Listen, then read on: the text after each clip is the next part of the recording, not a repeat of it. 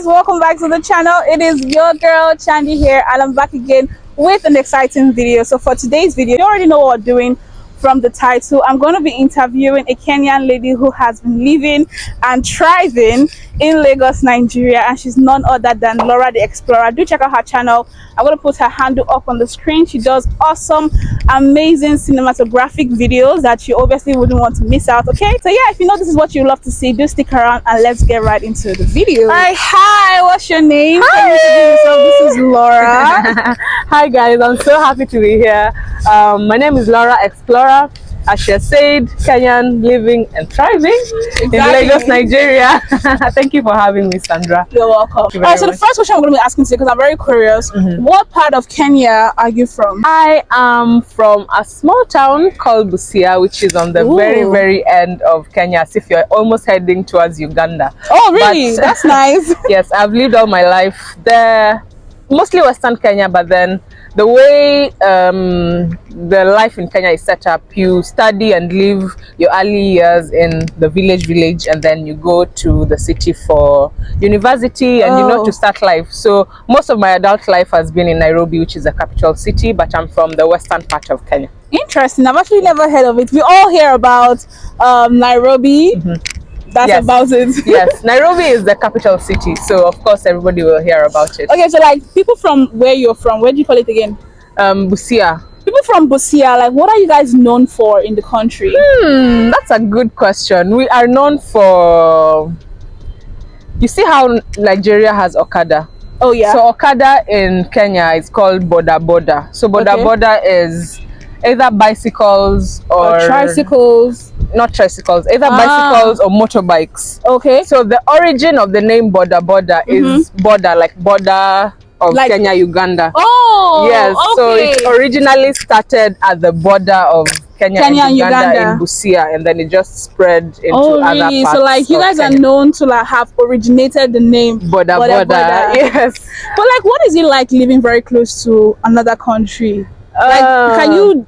How is it just like a walk in the park, or you'd see? Yes. The good thing about living very close to a different country is that you can literally walk into the next one. So Kenya, Uganda, Tanzania have an agreement where as long as you have your ID card, you can literally just walk into the next country, do whatever you want to do, and then come back.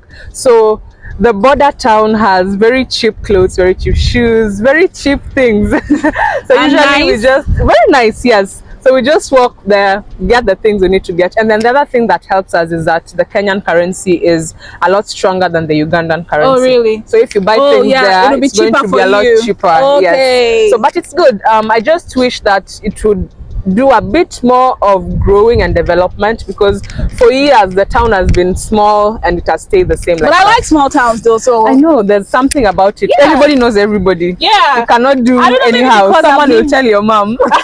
I don't know, maybe because I've lived like in a big town, because I've always been in Lagos, and Lagos is really crazy. I mean, I'm not originally from here, but I was born here and I've been living here for a while, so I take anything quiet, anything serene. So where are you originally from? Abia State. Abia. The eastern part of Nigeria. You're the first person I've met from Abia State. Really? Yes. Oh, wow. Yes. That's nice. Okay. So how long have you been living in Nigeria? I moved here at the end of 2020, so I'd say about 3 years now. Oh, you're still fairly new. Still fairly new, but my pidgin know the carry last. Alright, so before coming to Nigeria, what did you think about Nigeria before you visited? And what do you think about the country now that you're living here? Okay, before coming to Nigeria, the only thing I knew about Nigeria was the movies. Oh, really? Yes. So like Nigerian movies are really popular? We grew up watching Nigerian movies. So Sam Loco Efe, Patience Ozokwo, Ramsey Noah, Genevieve, Omotola, all those people are the people we grew up watching. But other than the movies, we didn't really have much of Afrobeat when we were growing up, so we only knew the movies. I didn't know anything else about Nigeria except Nigerian movies, which are doing very well. Really? Yeah, so we'd watch them over and over and over and over. Okay, but from the movies, like, what perception did the movies portray about the country? I realized that Nigeria is very culture oriented. Few people coming from an outsider looking in, because I'll explain to you why I think it's a good thing.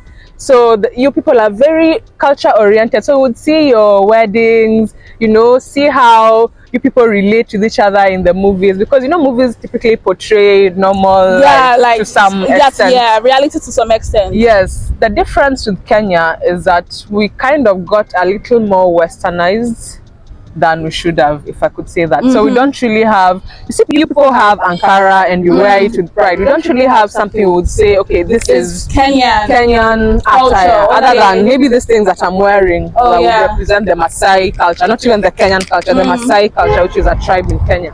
But from the movies, you could tell that you people's culture was something that you really, really held dear. Yeah, okay. Yes. In that sense, yeah, it's really beautiful, because I think I like culture. You know, like any country or any place that observes culture. Yes. It's always very beautiful. It is. What do you think about Nigeria now, having lived here? Now that I've been here, nobody has asked me that question. For starters, I think Nigeria has a lot of potential. Nigeria or Lagos?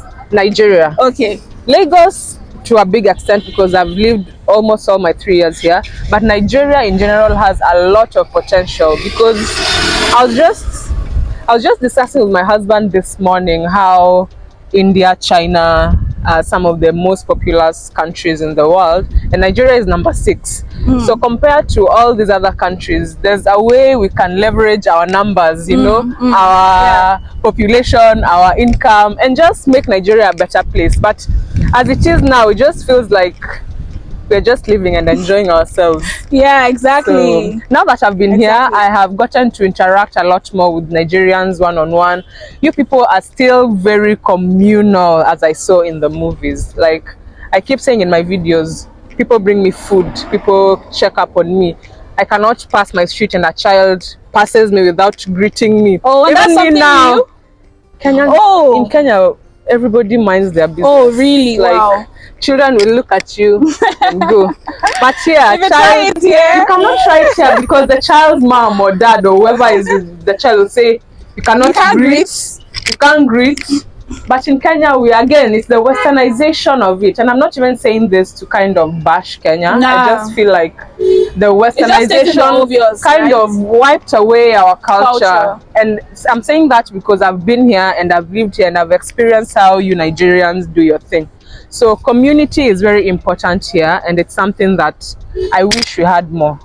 Yeah, with time. Yes, yes. With time, definitely. So how similar are Nigerians to Kenyans? In terms of what? In terms of anything.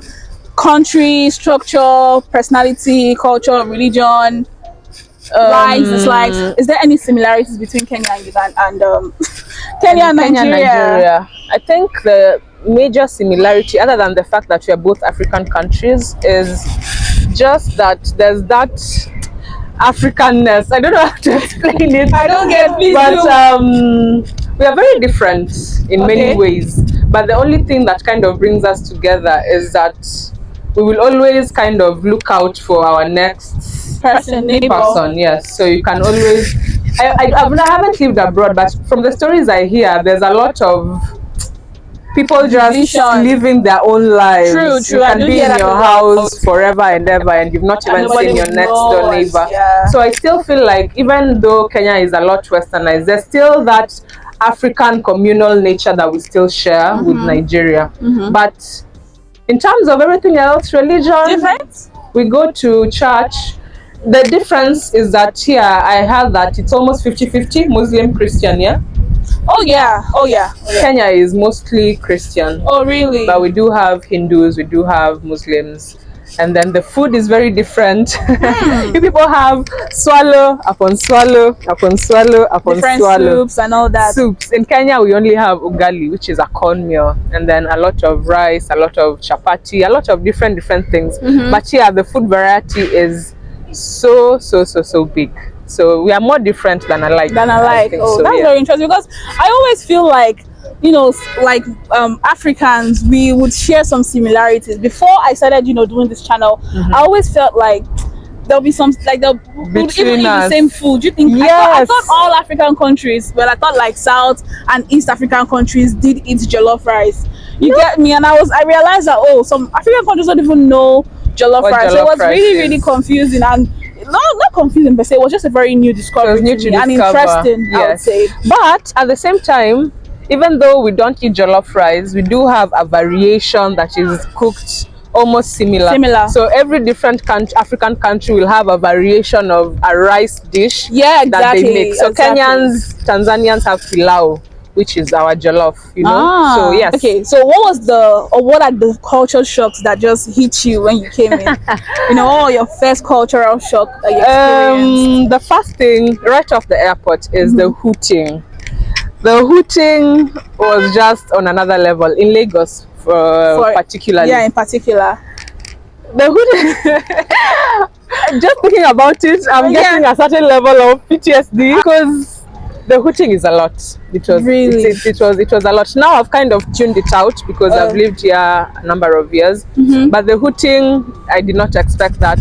In Kenya, you hardly ever hoot. Like, even if you're waiting to enter your gate, the guy will just see your flashlights and then they will come and open the gate without you needing to hoot. No one hoots in traffic. No one hoots anywhere unless it's very, very, very necessary. But maybe I think it's more of a Lagos thing. Yeah, it's a Lagos thing. Yeah, but then it's like a Nigerian thing as well. It almost seems like they just like using that feature because somebody told me that they even hoot to say hi. Like, yeah, I'm passing. I've seen you. We were literally just standing somewhere right now. We were not on the road. And so that guy was. You're right. He was hooting at us for no reason. For no reason. Like, it's so crazy. Yeah. The hooting. That's why Lagos is so noisy, to be honest. It is, it's true. Other than the traffic. The traffic was another culture shock that I was not really ready for.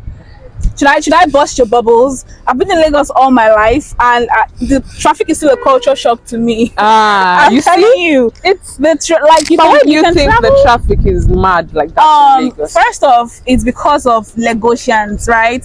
Lagosians are very impatient people. True. Have you been in traffic for a long time and you get to the beginning? There's nothing there. There's nothing. It's crazy. Like, you can see a traffic as long as whatever. There is hardly ever anything that is causing that traffic. It is just a case of 3 cars wanting to pass where 1 car should be passing. You're right. All at the same time. So first off is the impatience of Lagosians. Yes. Secondly, it's how narrow the road is for the amount of people that are using the road. Like, Lagosians are very restless people. You're right. They are always on the move. They are always on the road. So a lot of people are always on these narrow roads. Very true. You know, like unlike Abuja, where it's a very calm place and their roads are really wide. I've never been to Abuja. I've heard good things about it. So beautiful. I used to live in Abuja. Oh, why did you move? My mom. She deceived me. She told me we're going back and we never went back. I think that's one of the reasons why. And it's so annoying because it's different if an accident happens, you know, okay, there's an accident, but there's literally like there's hardly ever anything happening. That's what I've realized as well. Yeah. And everybody says this, that the traffic is always a culture shock. So it's a real thing. Shock. Yes, it is. And then the other thing is the food. The food I was also a bit not ready for. The amount of pepper. Oh! The amount of pepper that you Nigerians eat.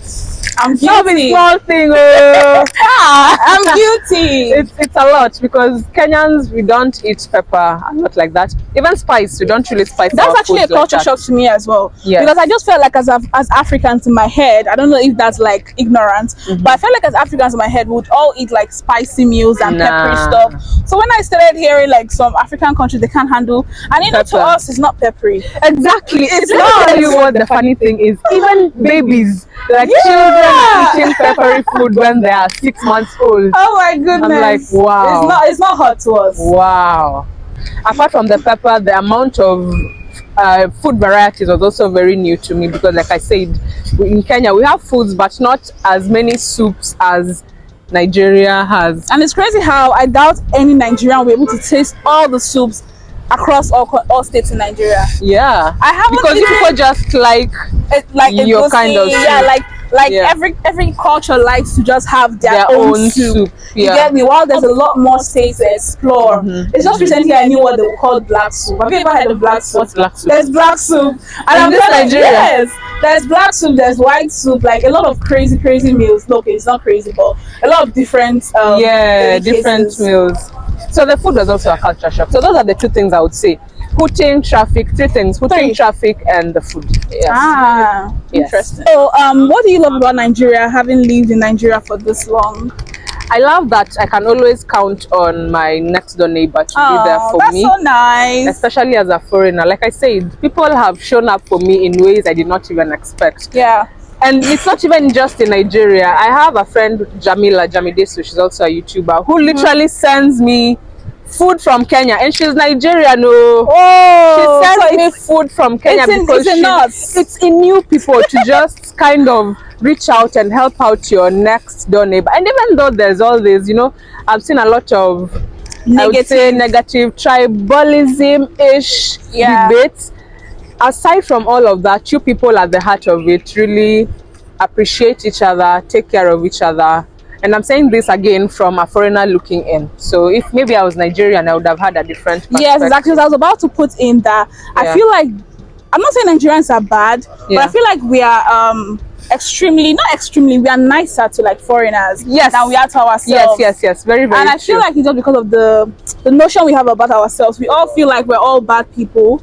It's crazy, it's not like generalized, but Nigerians would be nicer to foreigners because they feel like your heart is pure.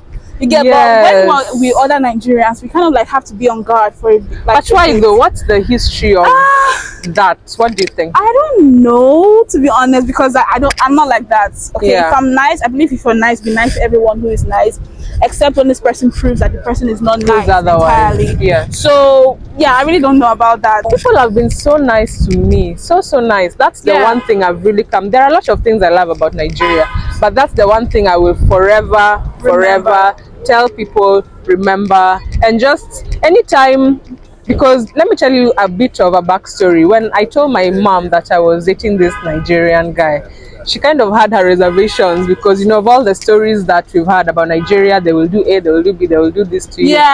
But the minute she met the guy, like, she didn't even need to ask him questions. She just talked to him, saw the kind of person that he was, and right off the bat, they just hit it off. And from then on, her perspective of Nigerians in general has changed. In fact, a lot of people who have met my husband have changed their perspective on the Nigerian stereotype. So I also feel like there's a lot of good Nigerians. So we should not let the one, in fact, the 0.00001% of the 220 million people define who Nigerians are. So that's nice. This is even good that she has happened because it's another kind of culture shock. Please tell them what just happened, because this is a public place. I don't know where you are. I do know that some places, some malls are not, they don't allow filming, but most malls in Lagos, they let people film. I'm not going to call the name of this mall, but filming is okay here. You just need to get a sleep just for procedure's sake. Like, it's actually nothing. But apparently the management don't come on Mondays and Saturdays, so they keep the security in charge to just be in charge of things. And this man came and said, that he's in charge of this, in charge of that. Basically, he just wants us to pay him money because he knows that we cannot get the sleep. And me, aside the fact that I don't have money to give anybody, I hate extortion. So anyway, that's also a culture shock. It's a culture shock because corruption is everywhere. But you see, Nigerians people just do it blatantly in the open air. Like Kenya people still fold the notes and pass it in a way.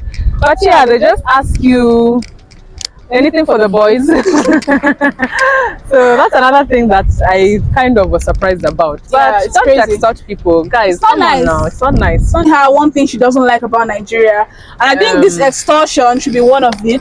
Yes. You'll have something else. What else? The power situation could be better. It could be. The electricity situation in Nigeria, and I don't even know if there are other states that have it a bit better. But Lagos, it's not states per se. It's a Nigerian thing. Like typically, Nigeria doesn't have stable electricity, but there are some parts of places that do have stable electricity.